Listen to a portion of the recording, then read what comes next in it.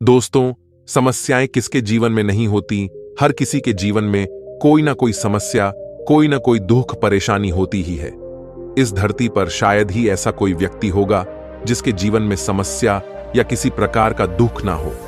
ये समस्याएं हमें अंदर तक झकझोर कर, हमें तोड़कर रख देती हैं, जिन्हें सह पाना कई बार असंभव सा लगता है। जब भी आप किसी परेशानी में फंसते हैं तो उस परेशानी से छुटकारा पाने के लिए आप वो सब करते हैं जो उस समय आप कर सकते हैं, लेकिन फिर भी स्थिति जस की तस बनी रहती है।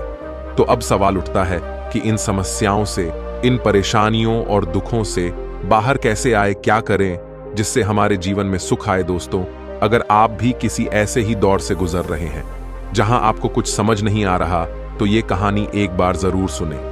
इस कहानी में आपके सभी उत्तर का जवाब मिल जाएगा। तो चलिए कहानी शुरू करते हैं। एक बार की बात है, सुबह सुबह गौतम बुद्ध भिक्षुओं की सभा में बुद्ध पधारे। सभी शिष्य सभा में उनकी प्रतीक्षा कर रहे थे। थोड़ी देर बाद शिष्यों को गौतम बुद्ध सामने से आते हुए दिखाई दिए। शिष्य यह देखकर बहुत ही चकित हुए कि बुद्ध पहली बार अपने हाथ में कुछ लेकर आए हैं। उनके हाथ में एक रुमाल था।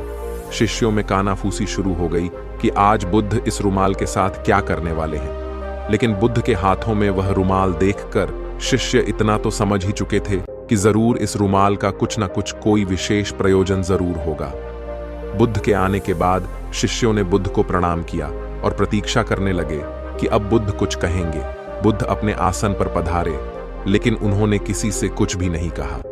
उन्होंने रुमाल लिया और उस रुमाल में कुछ कुछ दूरी पर 5 गांठें लगा दी। यह सब देखकर सभी शिष्य सोच रहे थे कि अब बुद्ध क्या करेंगे।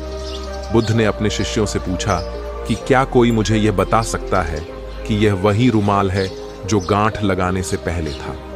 इस पर बुद्ध के शिष्य सारिपुत्र ने कहा कि इसका उत्तर देना तो कठिन है गुरुदेव। एक तरह से देखें तो यह वही रुमाल है, क्योंकि इसमें कोई परिवर्तन नहीं हुआ है।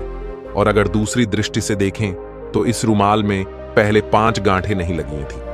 अतः यह पहले जैसा नहीं रहा, क्योंकि अब इसमें 5 गांठें हैं।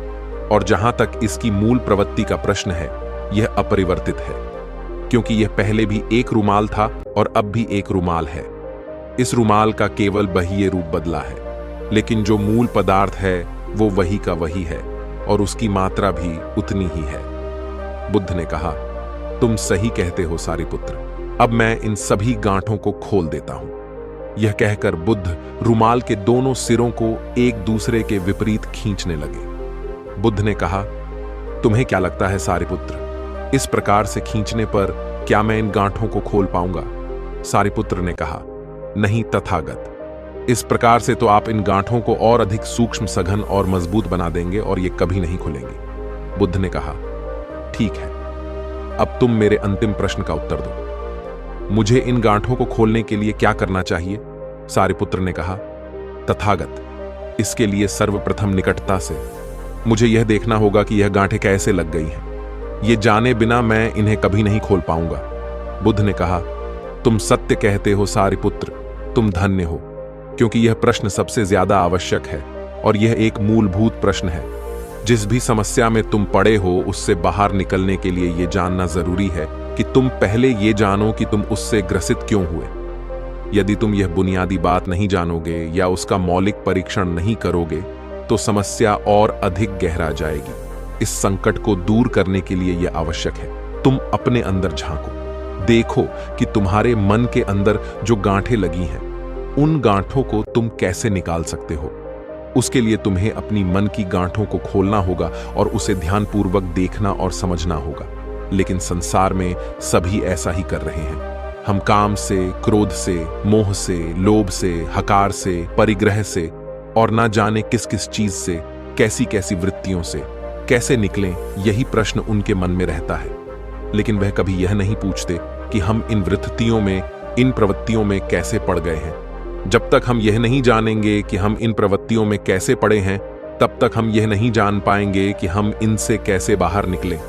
पहले तो जरूरी यह है कि हम ये जानें कि हम इन सब में कैसे पड़े हैं, तभी हम इन गांठों को खोल पाएंगे और फिर से रुमाल की तरह फैलकर अपने आकार को प्राप्त करेंगे। दोस्तों, कई बार हम बहुत सी बुरी परिस्थितियों में फंस जाते हैं और चाहते हैं कि बस किसी भी तरह इन परिस्थितियों से बाहर निकल जाएं। और इन समस्याओं से बाहर निकलने के लिए हम हर तरह के प्रयत्न करते हैं, हर संभव प्रयास करते हैं, लेकिन हम बस एक चीज नहीं करते जो कि बहुत जरूरी है। वो है ये जानना कि हम इन समस्याओं में कैसे पड़े।